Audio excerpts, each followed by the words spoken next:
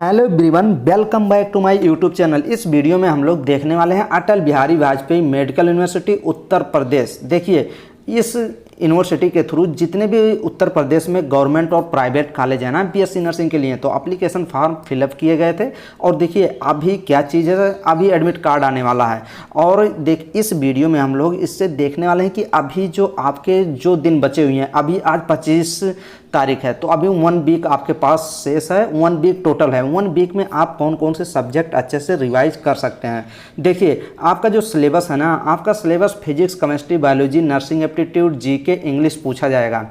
तो देखिए आपके बायोलॉजी काफ़ी इंपॉर्टेंट हो जाता है। बायोलॉजी से भी आपके 40 क्वेश्चन आएंगे। तो 40 क्वेश्चन में आप ये समझिए 35 प्लस क्वेश्चन आप करेक्ट करने की कोशिश करिए। कोशिश क्या मतलब होनी चाहिए, 35 क्वेश्चन तो सही करने ही चाहिए। तो देखिए अगर आपको ज़्यादा नंबर गेन करने हैं तो अभी 1 वीक के अंदर आप ज़्यादा से ज़्यादा रिवाइज कर सकते हैं। देखिए ये 11th क्लास की है या 12th क्लास की। 11th क्लास में भी 5 यूनिट आपके हैं और 12th क्लास में भी 5 यूनिट है। ये आपके एनसीईआरटी बुक में पूरा मिल जाएगा। तो अगर आपको रिवाइज करना है तो आप 12th पार्ट ज़्यादा रिवाइज कर सकते हैं। और 12th पार्ट अगर रिवाइज करना है तो first unit very most important आप बोल सकते हैं। वेरी इंपॉर्टेंट चैप्टर ये है। तो फर्स्ट यूनिट आप अच्छे से रिवाइज कर लीजिए। जितनी बार हो सके फर्स्ट यूनिट आप रिवाइज कर लीजिए। ज़्यादा से ज़्यादा क्वेश्चन प्रैक्टिस करिए। और मेरे चैनल के थ्रू आप बहुत क्वेश्चन में कराए हैं इसका, तो आप ये क्वेश्चन आप किए भी होंगे। और अगर करना चाहते हैं तो एक बार रिवाइज कर लीजिए। और अभी जो प्रेजेंट टाइम चल रहा है, अभी इसमें आपका ज़्यादा से ज़्यादा आप खुद रिवाइज करिए। अगर आप रिवाइज करने से बोर हो जाते हैं कि हाँ रिवाइज करते करते बोर हो गए, तो फिर वीडियो देखना शुरू कर दीजिए। लेकिन ये नहीं कि बोर हो गए तो टहलना घूमना शुरू कर दिए। नहीं, टहलना घूमना नहीं है। अगर पढ़ते पढ़ते आप रिवाइज करते करते खुद का सिलेबस अगर आप नोट डाउन किए हैं, आपके पास बुक है, तो ज़्यादा से ज़्यादा रिवाइज करिए। रिवाइज करने से बोर हो जा रहे हैं तो 2-3 घंटे आप वीडियो देख सकते हैं। तो ऐसे आप करिए। और रिप्रोडक्शन वाली यूनिट आप जरूर अच्छे से पढ़ के जाएँ। जेनेटिक्स एंड इवोल्यूशन भी अच्छे से पढ़ के जाना है। ये देखिए 12th एनसीईआरटी में ये इन्वायरमेंटल एंड ये जो आपका कौन सा, ये जो आपका है एक इकोलॉजी चैप्टर, तो इकोलॉजी वाला चैप्टर अच्छे से करके जाएंगे। बायोटेक्नोलॉजी और बायोलॉजी एंड ह्यूमन वेलफेयर, तो यहाँ सभी से क्वेश्चन पूछे जाएंगे। मान लीजिए रिप्रोडक्शन से आपके 6-7 क्वेश्चन आ जाएंगे, जेनेटिक्स से आपकी 4-5 क्वेश्चन आ जाएंगे, इससे भी 2-3 क्वेश्चन, यहाँ से भी 2-3 क्वेश्चन और यहाँ से 3-4 क्वेश्चन, तो ऐसे आपके आ जाएंगे। पिछली बार तो रिप्रोडक्शन से लगभग 10 क्वेश्चन आए थे, तो 40 क्वेश्चन टोटल आने हैं। लेकिन आप 11th जो पोर्शन है आप छोड़ के नहीं जा सकते। यहाँ से भी आपके क्वेश्चन आएंगे। सेल स्ट्रक्चर एंड फंक्शन से आपके क्वेश्चन आने ही हैं। इसमें 3 चैप्टर हैं। आपका सेल है, फिर उसके बाद सेल साइकिल है, वहाँ से आपके आएंगे। प्लांट फिजियोलॉजी से भी क्वेश्चन आएगा, ऐसा नहीं है कि नहीं क्वेश्चन आएगा भाई। C4 C3 प्लांट यहीं पे है, केल्विन साइकिल है, काफ़ी कॉन्सेप्ट हैं चैप्टर। तो और ह्यूमन फिजियोलॉजी तो आप पढ़ के जाएंगे ही। ह्यूमन फिजियोलॉजी से क्वेश्चन पूछा जा सकता है, बायोलॉजी में भी पूछा जा सकता है, नर्सिंग एप्टीट्यूड में, और आपका जीके में भी पूछ लिया जा सकता है। तो ह्यूमन फिजियोलॉजी तो आप छोड़ के नहीं जा सकते। तो आप 11th क्लास से आप सेल वाला पढ़ लीजिए और ह्यूमन फिजियोलॉजी आप पढ़ सकते हैं। और ये अगर पढ़ना है तो डाइवर्सिटी वाला पढ़ सकते हैं। तो ऐसे आप रिवाइज कर लीजिए, चैप्टर वाइज देख लीजिए, इसमें सब चैप्टर दिए गए हैं। तो ये सब चैप्टर के नेम हैं, आप अच्छे से देख के ज़रूर जाएंगे। जो मैंने बता दिया, बायोटेक्नोलॉजी में 2 चैप्टर हैं, दोनों चैप्टर के मैं क्वेश्चन करा दिया हूं, तो क्वेश्चन आप देखे भी होंगे। और structural organisation, animal plant, cell structure and plant physiology में आ जाएगा। प्लांट फिजियोलॉजी में ज़्यादातर इंपॉर्टेंट, जो प्लांट फिजियोलॉजी में कौन सा चैप्टर है ज़्यादातर इंपॉर्टेंट, अगर इंपॉर्टेंट की बात करें तो फोटोसिंथेसिस और रिस्पायरेशन, प्लांट ग्रोथ, ये तीनों चैप्टर इंपॉर्टेंट हैं। और अगर तीनों में ज़्यादा देखा जाए कौन सा इंपॉर्टेंट है तो फोटोसिंथेसिस एंड रिस्पायरेशन, तो ये आप चैप्टर जरूर कर लेंगे।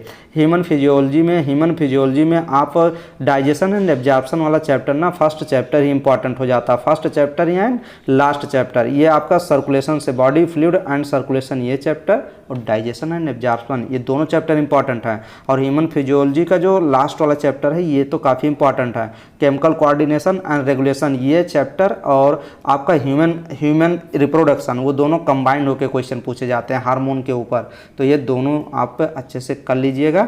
ह्यूमन फिजियोलॉजी में आप 3 चैप्टर कर सकते हैं अच्छे से। यहाँ से वैसे तो सभी करने हैं, लेकिन अच्छे से अगर करना है तो केमिकल कोऑर्डिनेशन आप कर लीजिए लास्ट वाला। फिर उसके बाद बॉडी फ्लूइड एंड सर्कुलेशन कर लीजिए, बॉडी फ्लूइड एंड सर्कुलेशन, और एक आप डाइजेशन एंड एब्जॉर्प्शन। तो ये 3 चैप्टर आप अच्छे से देख के ज़रूर जाएंगे। और अगर आप बात करिए फिजिक्स का, अगर बात करते हैं कि कहाँ से क्वेश्चन ज़्यादा पूछे जाने के चांस हैं, तो ज़्यादा से ज़्यादा आपके थ्योरी पोर्शन से क्वेश्चन आएंगे।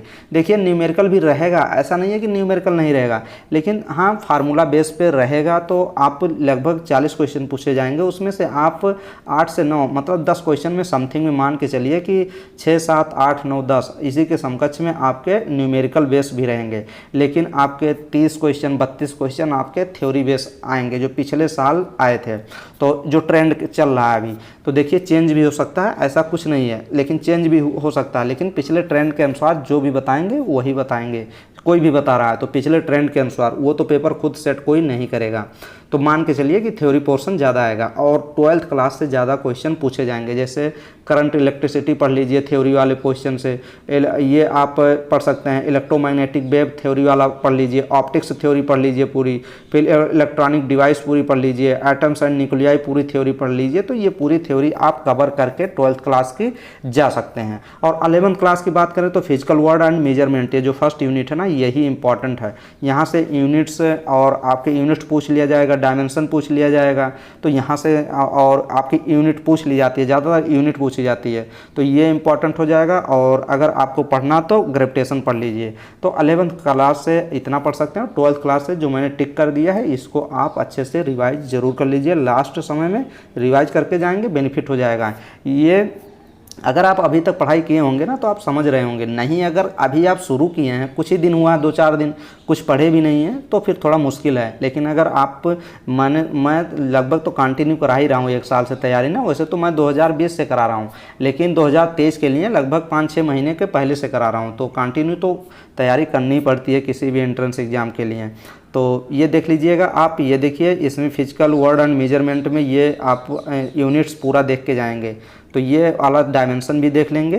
तो ये 11th क्लास का हो जाएगा। और आप 11th क्लास से ग्रेविटेशन वाला चैप्टर जरूर करके जाएंगे, ग्रेविटेशन से क्वेश्चन आपके पूछे ही जाते हैं। और 12th क्लास मैंने बता दिया कौन कौन से चैप्टर आप रिवाइज करके जाएंगे। और केमिस्ट्री की अगर बात करते हैं तो केमिस्ट्री में आप देखिए, केमिस्ट्री में आप 11th और 12th है, तो आप 12th वाला पोर्शन ज़्यादा रिवाइज करें।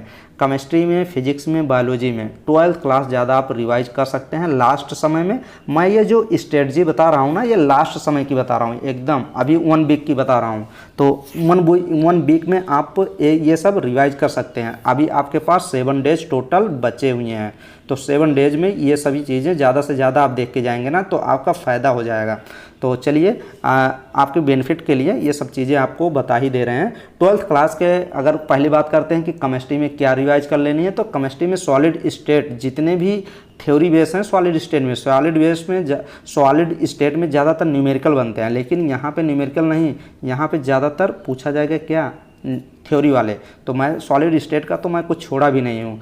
और आप इसमें अगर पढ़ना चाहते हैं सरफेस केमिस्ट्री देख लीजिए, general principle process of isolation and element जिसको मेटलर्जी बोलते हैं, तो ये भी चैप्टर आप अच्छे से रिवाइज करके जाएंगे। D and D F block तो आप छोड़ के जा ही नहीं सकते। और फिर आप इतना अभी देखिए जितने में मैं टिक कर दिया हूँ ना, इसको ज़्यादा से ज़्यादा देख लीजिए। और केमिकल काइनेटिक्स से थ्योरी वाला पोर्शन जो 0 ऑर्डर फर्स्ट ऑर्डर, ये जरूर देख के जाएंगे। 2 ऑर्डर, 0 ऑर्डर फर्स्ट ऑर्डर, तो वो देख लीजिएगा। फिर उसके बाद अगर आप 11th क्लास की बात करिए तो 11th क्लास में आप क्या देख के जा सकते हैं, आप देख के जा सकते हैं ये वाला chapter, classification of element and periodicity in properties और structure of atom.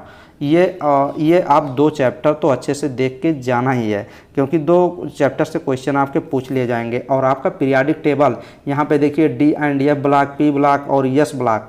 Yes block में एल्कली एल्कलाइन अर्थ मेटल आते हैं। तो ये तो पीरियाडिक टेबल आपको अच्छे से सब कुछ पता होना चाहिए, कौन सा एलिमेंट किस में है, कितने ग्रुप हैं, कितने पीरियड्स हैं, ये सब पता होना चाहिए। कि पीरियाडिक मॉडर्न पीरियाडिक टेबल में टोटल कितने ग्रुप हैं, टोटल कितने पीरियड हैं, तो टोटल 18 ग्रुप हैं, टोटल कितने पीरियड हैं, 7 पीरियड हैं। तो ये सब चीज़ें पता होनी चाहिए, क्योंकि क्वेश्चन सभी पूछे गए हैं, ज़्यादा से ज़्यादा क्वेश्चन। और देखिए 11th क्लास में, ये देखिए 12th क्लास में और चैप्टर हैं, ऐसा नहीं है कि इतने ही चैप्टर जितने बताए हैं।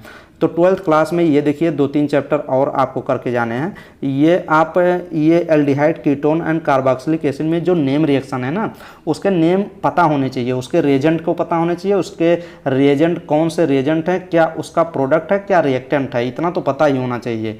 और ये ऑर्गेनिक कंपाउंड, इसमें भी नेमिंग रिएक्शन है। और बायोमॉलिक्यूल, पॉलीमर तो ये जरूर करके जाएंगे।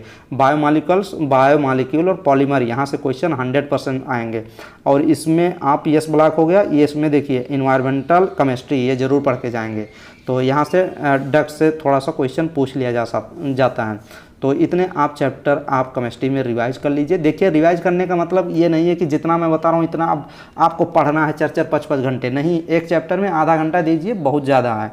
तो रिवाइज कर लीजिए, ऐसे डेली आप 5-6 घंटे पढ़ेंगे तो हर चैप्टर रिवाइज हो जाएंगे। तो केमिस्ट्री की भी मैंने बता दी, तो अब ये सब चैप्टर आप लोग लास्ट मोमेंट में रिवाइज कर सकते हैं। और हर एक चैप्टर में सोचिए कि आधे घंटे में हो जाए। और अभी देखिए आप एडमिट कार्ड आएगा, एडमिट कार्ड डाउनलोड करने के बाद आप देखिए अभी एडमिट कार्ड जब आएगा ना, उस पर सब चीज़ें लिखी रहेंगी।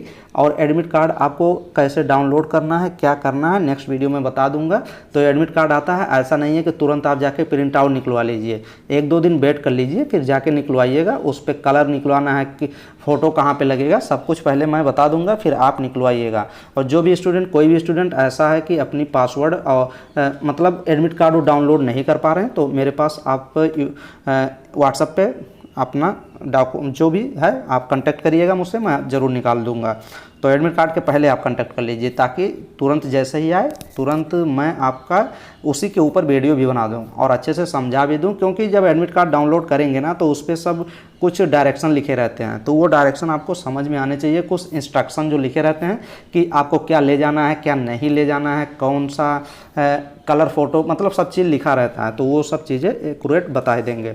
तो चलिए, और आप लास्ट समय में अच्छे से पढ़ाई ज़रूर करिए। और ये देखिए जितना मैं कराया हूँ ना, मैं ये समझिए कि एकदम काफ़ी चीज़ें करा चुका हूँ, कुछ छोड़ा भी नहीं हूँ। Physics, chemistry, biology, nursing aptitude, GK, कुछ नहीं छोड़ा। इंग्लिश थोड़ी मोड़ी बची हुई है, लेकिन अभी हम लोग कवर कर लेंगे 2-4 दिन में, 2-4 वीडियो करके। और आप लोग ग्रामर पढ़े भी होंगे, क्योंकि मैं हर वीडियो में बोलता भी था कि ग्रामर पढ़ते रहिए। तो चलिए आप लोग ऐसे केमिस्ट्री, फिजिक्स, बायोलॉजी रिवाइज कर लीजिए। नर्सिंग एप्टीट्यूड का सिलेबस बताना नहीं है, क्योंकि जितना वीडियो करा दिया हूँ सफिशियंट है। जीके का जितना करा दिया हूँ सफिशियंट है, लेकिन आप करंट थोड़ा सा पढ़ जरूर लीजिएगा। करंट आपके पास एक बुक होनी चाहिए, जो करंट में देखिए, करंट में काफ़ी चीज़ें चेंज हो जाते हैं ना, तो जो काफ़ी चीज़ें चेंज होती रहती है। 2023 में काफ़ी चीज़ चेंज हुआ, कौन रेल मंत्री हैं, कौन क्या है, तो वो चेंज होते रहते हैं। तो करंट में आप एक, अगर जीके आपके जनरल नॉलेज की बुक नहीं है तो अभी आप खरीद सकते हैं, 50, 60, 100 रुपए की आएगी, तो वो आप एक बार ज़रूर देख के जाएंगे, तो ये चीज़ हो जाएगा। तो चलिए, सब चीज़ें समझ में आई होंगी, और आप लोग अच्छे से पढ़ाई करिए। और डेली आप सोचिए कि 10-12 घंटे पढ़ें ज़रूर, क्योंकि देखिए 4-5 घंटा पढ़ने से मुश्किल हो जाएगा। क्योंकि अभी लास्ट समय है ना, लास्ट समय में जो सब कुछ कर देता है वही सब कुछ पा लेता है। तो लास्ट समय में एकदम समझिए कि कुछ भी नहीं सोचना है, बस पढ़ाई ही करना है। तो बस इतना ही था। चलिए, नेक्स्ट वीडियो में आपको और चीज़ें प्रोवाइड करेंगे। और देखिए कल जो है 8 साढ़े 8 बजे 8:30 पे हम लोग लाइव करेंगे। 8:30 से हम लोग लाइव आएंगे, तो 8:30 बजे 200 क्वेश्चन का मॉडल टेस्ट पेपर कराएंगे लाइव आके। यूट्यूब पे आप सभी जुड़िए, 200 क्वेश्चन एक साथ करेंगे पूरा, जैसे आप एग्ज़ाम में करते हैं वैसे 200 के 200 क्वेश्चन टोटल करेंगे। तो 8:30 बजे से लाइव चलेगी, तो आप लोग जुड़ सकते हैं।